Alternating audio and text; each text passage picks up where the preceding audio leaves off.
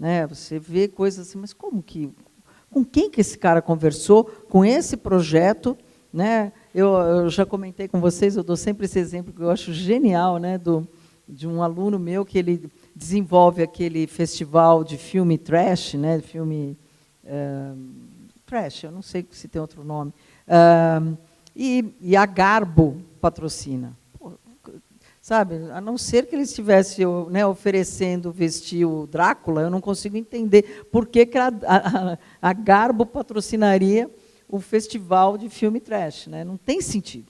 Mas raras são essas situações, porque a maioria delas existe uma análise técnica muito bem feita, né? Existe uma proposta de comunicação muito bem feita, porque, como eu já mostrei para vocês, cada uma dessas marcas tem um valor, tem um perfil, tem uma identidade. Nesse curso, nós brincamos muito com essa questão, né? Acho que desenvolvemos bastante passar um pouco para o lado de cá, para o lado do investidor e compreender os seus valores, né? Cada um de vocês pegou uma dessas marcas e trabalhou nesse conceito, trabalhou para conhecer essa empresa e começou a entender um pouco mais de como é o funcionamento interno, como é a lógica que cada uma dessas empresas, né, atua e de que maneira elas fazem as suas opções, ou de que maneira é mais provável que ela faça as suas opções, né?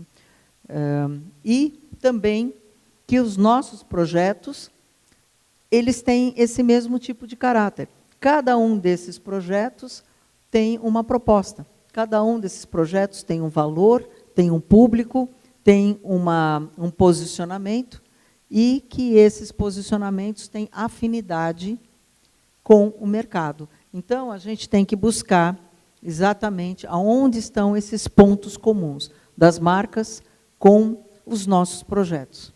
É lógico que nós podemos... qualquer uma dessas marcas pode patrocinar qualquer um desses projetos. Mas, num pensamento mais dirigido, é muito mais fácil uma marca ou outra ter afinidade pelo seu histórico, pelo caráter de investimento que ela faz, do que outras. Essas marcas que estão, né, aí na tela, elas podem patrocinar praticamente tudo, porque elas são muito grandes. Mas, assim, talvez a Natura possa não se interessar a algum desses projetos, a um projeto de percussão erudita, porque ela tem um outro caminho mais de música popular, por exemplo. Então, ela teria mais afinidade diante de um grande número de projetos que ela recebe, lembrando que os principais investidores estão sendo abordados por todo mundo no mercado, né? Até porque, infelizmente, as empresas não dizem para o Ministério que vão investir, quanto vão investir e no que elas vão investir. Até hoje eu não entendi por que não se faz isso, já que eles pedem para o produtor tantas explicações e tantas, né, que a gente tem que apresentar tudo, detalhado, tudo, mas para o investidor não se pede nada.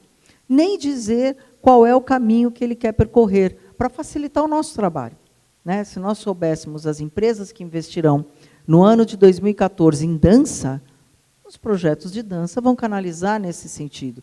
Os projetos de teatro vão canalizar nesse sentido. E a gente tem que ficar nesse tiroteio, né? Até porque, às vezes, você olha uma empresa que historicamente investiu no teatro, aí você chega lá com um projetão de teatro, demora um mês para marcar a hora, não sei o que, chega lá e fala, agora nós mudamos, agora daqui para frente nós vamos fazer só dança. Poxa, né? Como é que funciona isso? Então, as empresas, elas, né, talvez o Ministério não exija essa clareza do mercado investidor, o que causa ainda mais dificuldade para todos nós. Eu ouço muito né, produtores, né, artistas falarem, poxa, mas a Petrobras pode patrocinar o meu projeto, ela é cheia de dinheiro. Não é isso. Não importa se a empresa tem dinheiro. Nesta lógica, se ela tem ou não dinheiro, é lógico, as empresas são grandes, porque são grandes. Aliás, para investir efetivamente no mercado de cultura, ela tem que ser uma empresa acima de 100 milhões, né? Porque senão ela não tem resultado positivo para poder, né, oferecer os seus 4% de impostos. Então, são empresas grandes. Então, são empresas que têm muito dinheiro, mas isto não significa que elas vão ou não patrocinar. Por políticas internas, por perfil, por uma série de questões que não está no valor do projeto, mas sim no seu direcionamento e no seu formato, né? Então, isto posto, a gente pode entender e assumir que nós trabalhamos com um grande mercado, com produtos culturais definidos para públicos específicos e para meios diferenciados, né? E que, sendo assim, também temos que preparar nossos produtos com a mesma lógica do investidor. Entendam aqui que, em momento nenhum, eu acho que isso, ao longo do curso, foi ficando cada vez mais claro, que eu jamais proponho marketear o produto cultural. Muitas vezes, até alguns alunos falaram coisas que eu falei, não, você não pode alterar o seu projeto.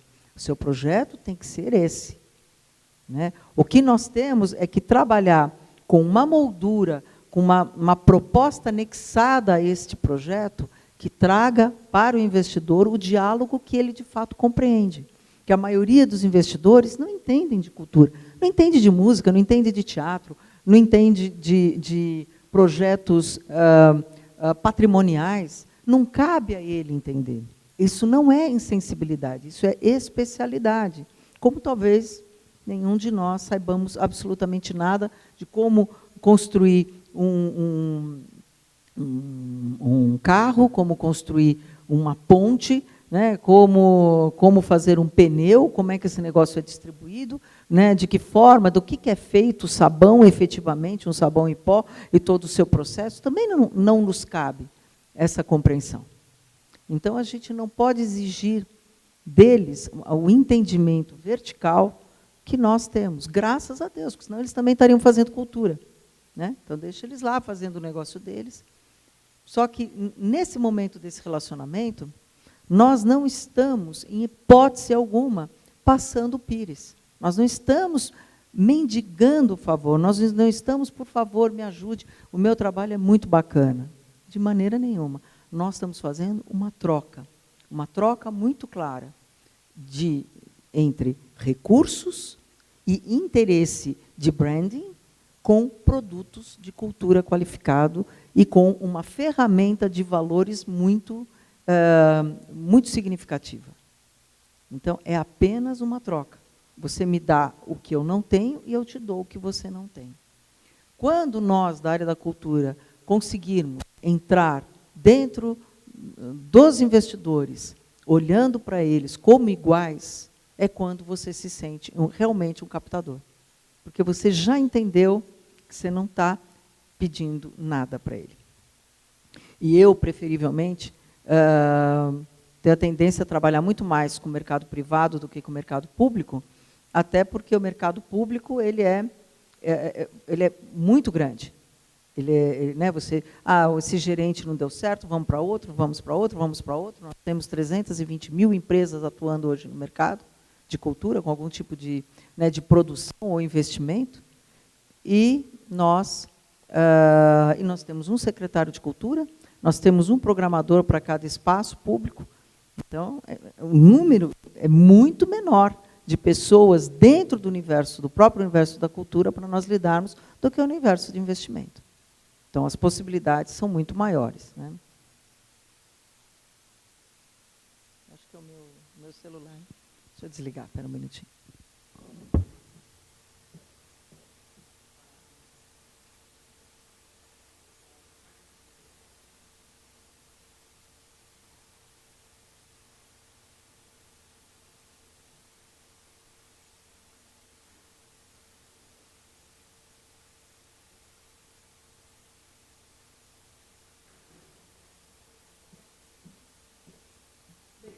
Então, o que eu entendo ser a cultura do mercado investidor, né? É conhecer, aprender e aplicar todas essas ferramentas que qualquer investidor se utiliza numa comunicação multidisciplinar.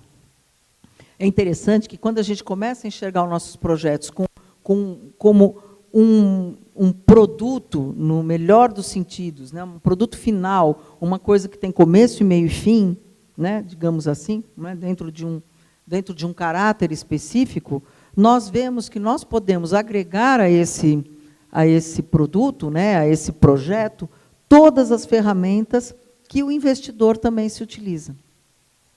Então, é aqui que está o ponto de conexão, são nessas ferramentas que estão os valores e os detalhes de negociação do seu projeto ou do seu evento. Porque ele não irá discutir com você o conteúdo artístico. Nem pode, nem tem conhecimento para isso. O que ele quer discutir com o que ele quer discutir com você é como ele pode melhor usufruir do seu projeto, como um investimento da marca dele, do relacionamento dele, dos interesses que ele tem ao utilizar esse recurso.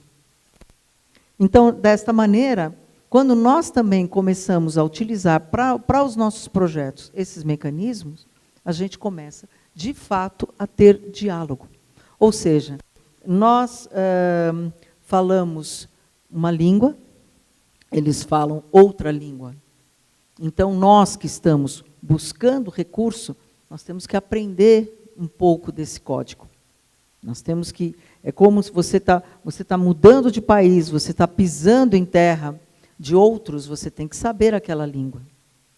Né? Então, isso daqui, a gente começa a dialogar com os interesses deles.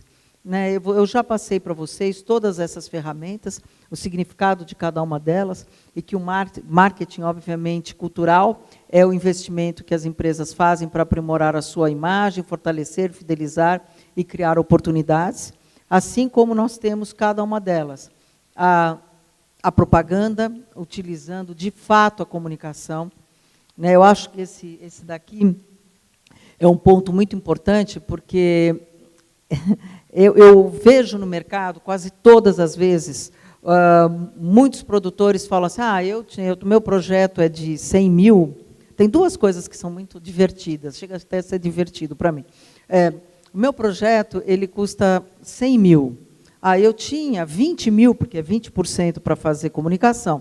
Eu tinha 20% para fazer a comunicação, mas eu usei também para fazer o próprio projeto. Então, você utilizou praticamente 90% do seu projeto, 90% do seu recurso para o seu produto artístico. Ótimo. Daí, quando você chega nesse cliente, o que você oferece para ele? Qual daquelas ferramentas, ou o que você está efetivamente oferecendo para ele, não só, gente, da famosa contrapartida. O investidor não, ele quer sempre contrapartida, né? Eles falam até bravo, quer sempre contrapartida. Lógico que ele quer contrapartida. Ele não faz cultura. Quem faz cultura é ministério, é secretaria. Ele se utiliza de um recurso cultural para aplicar uma ferramenta. Então, ele tem uma lógica. Então, qual é a lógica? É o diálogo com essas ferramentas. Aí não tem nada. Então, o que o cliente começa a fazer? Começa a ingerir, começa a criar essas possibilidades para o mundo da cultura. Daí o pessoal da cultura fala, o cliente pediu para eu mudar isso, o cliente pediu para eu enfiar um carro em cima do palco, mas ele não ofereceu nada. Porque o cliente não tem intenção de mexer em produtos culturais. Não é o business dele. Agora, se você chegar com ele super bem formatado, aí você fala, bem, então, o cara falando, esses caras vão me dar tudo o que eu preciso. Né? A outra coisa ótima que eu vejo no mercado, que é fantástico, o cara fala, hoje aconteceu comigo, hoje. Né? Eu estava numa reunião até agora, um cara bastante renomado, que ele falava, não, eu preciso pouco de dinheiro, eu preciso de 75 mil reais, se não me engano, né, para fazer esse projeto.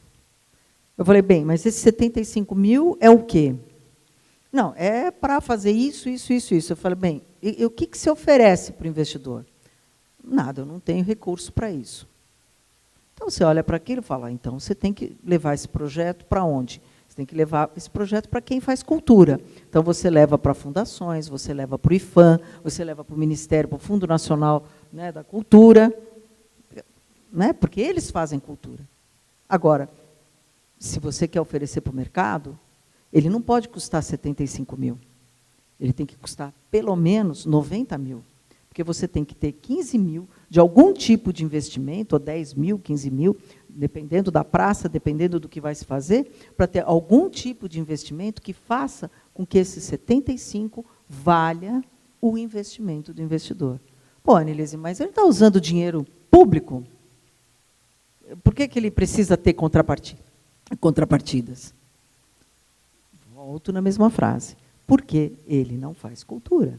Ele está usando recurso público que foi dado a ele para aprimorar a sua atividade. Se fosse verdade que essa lei tem, de fato, interesse de educar ou introduzir conceitos culturais dentro das empresas, ela exigiria que todas as empresas com investimento acima de 300 ou 500 mil tivesse um corpo curatorial. Ou que o seu marqueteiro tivesse algumas horas de voo, de cursos de cultura. Concorda? Ela não exige nada, o cara simplesmente tem um recurso que ele vai dar ou não dá, dentro das opções da lógica dele. A lei, ela não traz nenhuma obrigatoriedade, ela não traz nenhum senso de utilização para os investidores. Hoje em dia, gente, eu vejo mais gerente de marketing comprando projetos ambientais para criancinha, para não sei o quê, para esse tipo de coisa que ajuda no balanço social da empresa, nesse balanço ambiental, do que efetivamente cultura. Tanto que nós vimos no nosso curso que tem projetos que se travestem efetivamente com estas ferramentas para poderem ter oportunidade no mercado. E isso é um desvio absoluto. Né? Eu nem entendo. Né? Hoje, na verdade, eu nem sei, quando me falam, Anelise, esse projeto aqui é aprovável, né? Enquadrável, eu falo, não tenho ideia, porque eu já vi cada coisa aprovada que eu não consigo imaginar mais qual é o conceito. Né? Você pegar um projeto absolutamente ambiental, é aprovado. Outro que é absolutamente de educação e formação, é aprovado. Então, o que é cultura? Né? Onde está essa coisa da cultura? Se nem nós do meio sabemos, como é que o investidor vai saber? Ele muito menos. Ele, o que tiver o carimbo do Ministério, o carimbo da Secretaria de Cultura, ou da Secretaria do Município, se estiver carimbado, é cultura, ou não é? Então, não nos cabe ficar questionando os investimentos que aqueles investidores estão fazendo, porque eles estão utilizando de uma ferramenta que é analisada e oferecida pelo nosso meio. Não vamos só culpar o Ministério. O Ministério está lá com 2 dúzias de pessoas trabalhando, eleitas por nós, e que são acessíveis. Caberia a nós questionarmos isso de forma vertical, de forma profunda, e que, como nós ficamos alheios a essa intenção de compreender mais o sistema, ou de atuar efetivamente, politicamente no processo, a coisa anda. Nós temos já aí uns 20, 22 anos de lei, né? E neste formato. Então, voltando a falar da propaganda, a comunicação, não é custo, não é ônus. Ao contrário, é o que oferece, é o que garante, muitas vezes, a sua própria venda. A sua própria, o seu próprio entendimento para o mercado. Se você oferece essas contrapartidas, aquele investidor fala, bem, isso me interessa. Além de ser um bom projeto, além de ter pessoas qualificadas, além de ter credibilidade, ele oferece, ele ainda me traz uma coisa que me interessa. Porque muitos projetos estão ali iguais. É aquilo que eu falei para vocês sobre a prateleira. Né? Hoje em dia, você vai no supermercado e numa prateleira você tem vários produtos, vários tipos de sabão em pó. Né? Todos deixam a mulher muito feliz e a família também. É uma coisa impressionante como o sabão em pó nos traz alegria. Mas daí, você olha aquilo, todos têm mais ou menos o mesmo preço, todos deixam a sua roupa mais branca, todos deixam a sua família muito feliz. Por que você vai optar para um ou para outro hoje em dia? Tá, porque tem um copinho anexo? Pode ser. Porque tem alguma outra coisa? Mas se ele estiver apoiando o câncer de mama, se ele estiver trazendo um balé, ou apoiando um balé da sua cidade, né, um balé importante para o país, se ele tiver valores agregados a essas marcas, certamente a sua opção vai ser mais interessante. Eu não vejo o dia de que, o dia em que a minha visita ao supermercado se torne uma coisa mais inteligente, mais interessante, né, de ficar olhando os produtos, não mais pela qualidade organoléptica ou pelo seu preço, mas olhar por que esses caras estão fazendo. Então, vou escolher hoje apoiar a banda de rock, eu vou apoiar o balé, porque é para aí que estamos indo. Porque a comunicação no mundo está indo para valores individuais. E, em cima desses valores, do topo da pirâmide de Maslow, né, que é a realização pessoal, estão os projetos culturais.